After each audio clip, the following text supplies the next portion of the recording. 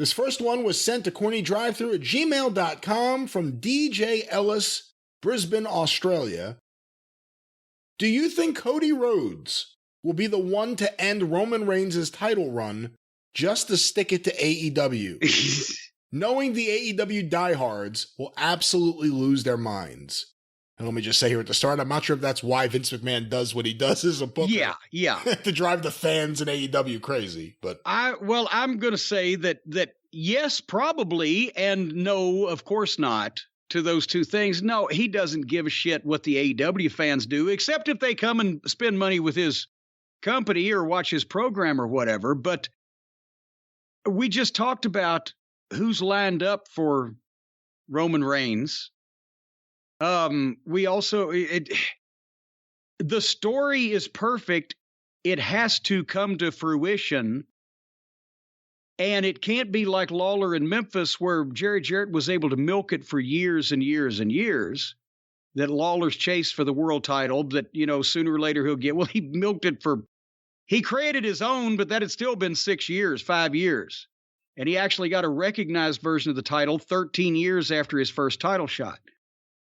They ain't going to be able to stretch this out that long. I'm thinking the perfect resolution to this story, and that would make Cody, and that appears to be what Vince McMahon's mission is for him to finally be the one to do it.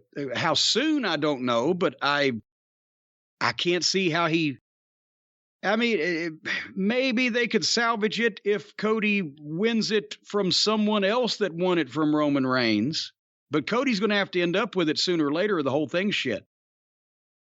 And I would think that would be before his multi-year contract is up. You don't want to put your belt on a guy that's in the last year of his deal. You want to get it on him and get a run and see where that goes. So don't you think?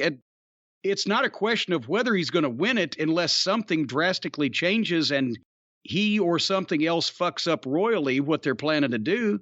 There's no way he can't win it because of this story. I said two options the other day. I'm going to add a third one. I think I said SummerSlam or WrestleMania or the Garden, because then you really have an ending to the story. What is there? And if one of those, do they have a pay-per-view in the next year? Probably not. Probably not, because the Garden's so much smaller now in terms of how much seating there is than ever before, and it's so expensive to run there. It's a union building, and there's a lot of unions in that building. I don't know if they're going to be running any events. I mean, they just ran one there, and it looked cool, and they filmed some of it, but that was a house show. Yeah. Well, there you go. But that's, if you're writing a story of the prodigal son coming to avenge and or do something in honor of his father and he doesn't do it, well, he looks like a dipshit. Do you think Cody Rhodes made this move to look like a dipshit? No, and it's a good story that WWE can get behind and really push hard, and they like that. They like, they get tired of it. Luger lost the bus and lost the title and didn't get the push, but they like that time where they can really get excited and tell the story. Well, and the thing is, if it's and Vince loves great stories like that. He doesn't give a shit whatever happened in Japan, and he doesn't care of what, the most popular indie feud that the guy had in his entire career. Was he wants a story that everybody can understand, and sometimes they work and sometimes they don't, and sometimes his own personal strangeness comes in. But in general, if it's a great long-term wrestling story, Vince McMahon's been behind it over the last 30 years or so. So we'll see what happens. But like I said, Cody Rhodes didn't make this move to look like an idiot. And that's what he'd look like if he doesn't win the title they took from his daddy in the garden.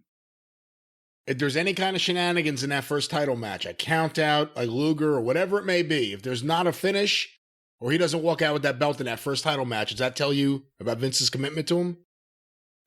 Well, it tells me one of two things. Either Vince is having second thoughts, or Vince didn't learn anything in 1993. And I have a feeling that he did. I have a feeling if Cody, I got to wait and see the finish. But if he loses his first chance at it without a really good finish to lead to a really good stipulation and a really good rematch, it wouldn't be good.